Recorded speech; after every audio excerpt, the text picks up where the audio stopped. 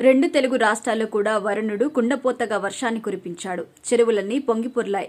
భారీగా వరదలు సంభవించడంతో రాత్రికి రాత్రే అనేక కాలనీల్లో కూడా భారీగా నీరు వచ్చి చేరిందని చెప్పుకోవచ్చు. అనేక అపార్ట్మెంట్లు రాత్రికి రాత్రే నీటిలో మునిగిపోయాయి. మూడంతస్తుల బిల్డింగులు సైతం నీటిలో మునిగాయి.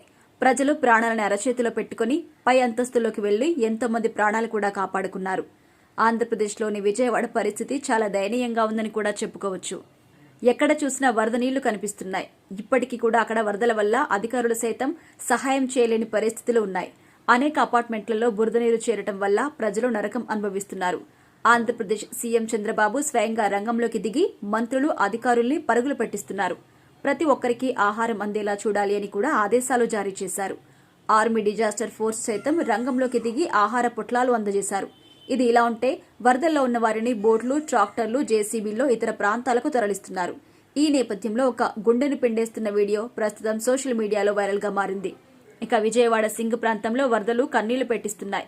ఎంతో మంది అక్కడ ఆకలితో అలమటిస్తున్నారు. ఇళ్లలో ఒకవైపు వరద నీరు, మరోవైపు ప్రభుత్వం అందిస్తున్న సహాయం కూడా సరిగ్గా అందక చాలా మంది ఇబ్బందులు పడుతున్నారు. మరో ప్రాంతానికి వెళ్లే ఏర్పాట్లు లేక ధైర్యం చేసి బురదల్లోనే వెళ్తున్నారు.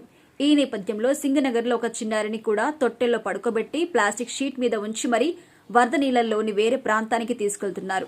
పాపం చిన్నారి అంత భారీ వరదల్లో కూడా తొట్టెల్లో మరొక ప్రాంతానికి వారి తల్లిదండ్రులు జాగ్రత్తగా తరలిస్తున్నారు.